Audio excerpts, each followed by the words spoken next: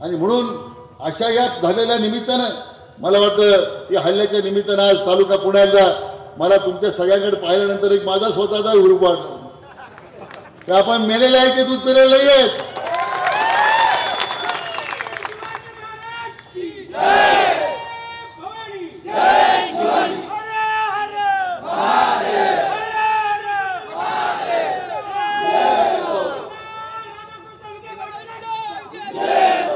आता तुमच्या आता अशा ठोकशाहीनं या तालुक्याचा हिंदुत्वाचा विचार संपणार नाही. मला त्यांना सांगितलं पाहिजे. महायुतीचा कार्यकर्ता तर स्वस्थ बसणार नाही. ज्या तुमच्या या प्रवृत्तीमुळे तालुक्यातल्या जनतेनं तुम्हाला घरी बसवलं. आता कालच्या घटनेच्या नंतर लोकांच्या मनातून सुद्धा तुम्ही उतरलेले आहात. ही जाणीव तुम्हाला आता ठेवली पाहिजे. ही कालची घटना अचानक घडलेली नाहीये. याच्या मागे खरा सूत्रधार कोण आहे?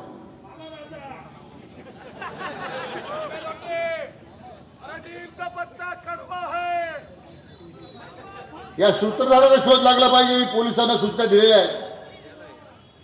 ज्या पोलीस अधिकाऱ्यांनी या सगळ्या प्रकारामध्ये कचुराई केली असेल त्यांच्या सुद्धा कारवाई होईल हे तुम्हाला मी या ठिकाणी सांगून टाकतो. परंतु एकीकडे लगेच मारहाण होते, दुसरीकडे फ्लेक्सबोर्ड लागतात, निश्चितच सोशल मीडियावर त्या ठिकाणी पोस्ट येत आहेत. दुसरीकडे त्या आरोपीच्या सोशल मीडियावर त्याचे अकाउंट डिलीट होत आहेत. म्हणजे किती सुनियोजित हा कट होता आमच्या अमोल भाऊच्यासाठी. परंतु आपल्या सगळ्या जनतेच्या उपकारानं, ताकदीनं, प्रेमानं आमच्या अमोल भाऊचा बाका सुद्धा त्या ठिकाणी केस सुद्धा वागला झाला नाही. मला वाटतं मी काय फार या निमित्त बोलणार नाही, पण या निमित्ताने एकच अधिकाऱ्यांना सांगणार आहे की हे पारदर्शीपणे आज सगळ्या प्रकारची चौकशी झाली पाहिजे. भाषण किती आपण करू, पण आता तुम्ही सज्ज झालं पाहिजे कार्यकर्त्यांनी. दांडळफाळा हल्ला झाला, तालुक्याचा आमदार बदलला तुम्हाला मी सांगतो. आता या हल्ल्याचा जर निषेध करत असेल, केवळ घोषणा देऊन चालणार नाही, केवळ त्या ठिकाणी धिक्कार करून चालणार नाही. येणाऱ्या जिल्हा परिषदेच्या, पंचायत समितीच्या, नगरपालिकेच्या निवडणुकीमध्ये 100% भगवा फडकला पाहिजे, महायुतीचा झेंडा फडकला पाहिजे. असं काम तुम्ही कार्यकर्त्यांनी केलं पाहिजे. करणार का तुम्ही? असं कोण सांगा मला करणार म्हणून. हे महत्वाचं आहे. हा निर्धार महत्वाचा आहे. आणि म्हणून मी आपलं एवढं सांगतो की आम्ही जसं अमोल म्हटलं, आम्ही आमचा संयम सोडला नाही आहे. परंतु जशी जर वेळ आली तर जसं तसं उत्तर देण्याची सुद्धा ताकद आमच्यात आहे हे मला निमित्तानं सांगितलं पाहिजे. आणि माझी कार्यकर्त्या निमित्तानं विनंती आहे की फार उत्साह भरात काही वेगळं काही करू नका. संगमनेरच्या जनतेला जर कळालं याचा खरं सूत्रधार कोण आहे. आमचा एका गावाचा सरपंच, त्यांचा जो कार्यकर्ता आहे तो त्याची आता व्हायरलची क्लिप व्हायरल झाली, आपल्याला वाजून दाखवली. एकाकडे सांगायचं संगमनेर शांत आहे, संयमी आहे, हे फक्त वरवरचं दुखून, हे वरवरचं फक्त एक वातावरण होतं इतक्या वर्षामध्ये. आता या निमित्तानं त्यांचं खरं स्वरूप तालुक्याला कळलेलं आहे. तुम्ही संगमनेरकडे चिंता करू नका. संगमनेरमध्ये दहशत निर्माण करण्यासाठी आम्ही आलेलो नाही आहे. संगमनेरमध्ये गुंडगिरी निर्माण करण्यासाठी आपण आलेलो नाही आहे. या संगमनेर तालुक्याच्या प्रत्येक घरामध्ये परिवर्तन झालं पाहिजे, तालुक्याचं परिवर्तन झालं पाहिजे, तालुका दुष्काळमुक्त झाला पाहिजे, तालुक्यामध्ये रोजगाराच्या नवीन संधी निर्माण झाल्या पाहिजे. यासाठी आपण आम्हाला निवडून दिलेलं आहे. आणि ते दिलेला शब्द आम्ही विसरलेलो नाही आहे. आणि म्हणून आता ही शेवटची अस्तित्वाची लढाई या मंडळीची सुरू आहे. आणि अस्तित्व फक्त आम्ही दहशत आणि गुंडगिरी निर्माण करू शकतो अशा प्रकारचा त्यांचा प्रयत्न आहे. एका बाजूला दहशतवाद आहे, गुंडगिरी आहे, त्यांना काय करायचं ते लक लाभवताना त्याचा काय बंदोबस्त करायचा आम्ही करू. तुम्ही चिंता करू नका. जनतेला मी खात्रीपूर्वक सांगतो, हे दहशतवाद तुम्ही उद्या संपला तर तुम्ही संपल्याची माझी जबाबदारी.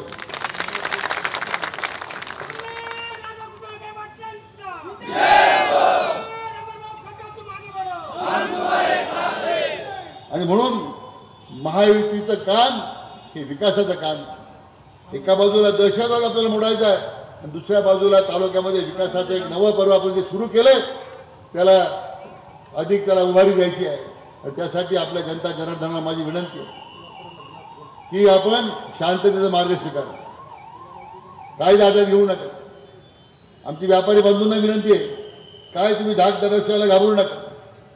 तुमचा अमोल भाऊ भक्कम आहे तुम्हाला संरक्षण देण्याकरता, आणि अमोल भाऊ मागे आम्ही सक्षमपणे उभे आहोत, तेव्हा तुम्ही चिंता करण्याचे कारण नाही. आणि म्हणून मित्रो, अतिशय अल्पावधी काळामध्ये काल घटना रात्री घडली. मी अमोलजी ताबडतोब बोललो, नखावून गेलं खरं ते.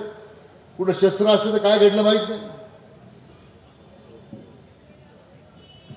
हे सगळे माथेफिरू आहेत. सत्ता गेले तर त्यांना पचनी पडत नाही.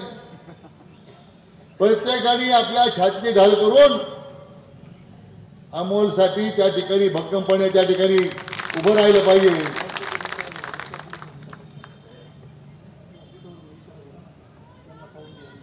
आणि मी मगाशी म्हटल्याप्रमाणे एक एक करत ते कोण आहे ज्यांनी व्यासपीठून धमक्या दिल्या होत्या की प्रत्येक भाजपच्या कार्यकर्त्यांच्या महायुती कार्यकर्त्यांच्या चांगल्या तोडा आहे. कोण म्हटलंय?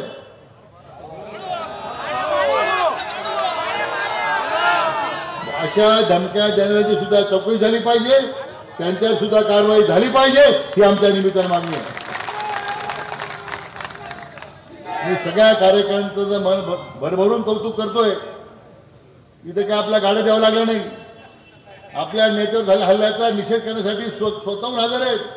कुठं कामगार आणावं लागले नाही, कुठं कारखाना बंद ठेवावा लागला नाही, कुठं दूध संघ बँक ठेवावं लागलं नाही, कुठं शाळा कॉलेज बंद ठेवावं लागले नाही, रोजाना माणसं आणावं लागले नाही. हे अमोल भाऊचं प्रेम तुम्ही या निमित्ताने व्यक्त केलेलं आहे. हे प्रेम उद्या तालुक्याच्या प्रत्येक परिवर्तनाची नांदी ठरणार आहे. त्याचे तुम्ही साक्षीदार आहात, त्याचे तुम्ही हकदार आहात. की आपण त्या ठिकाणी जाणीव ठेवून आपण काम करूया. पुन्हा एकदा घटनेचा निषेध करत आपल्या सर्व कार्यकर्त्यांना मनापासून धन्यवाद देतो. जय हिंद, जय महाराष्ट्र.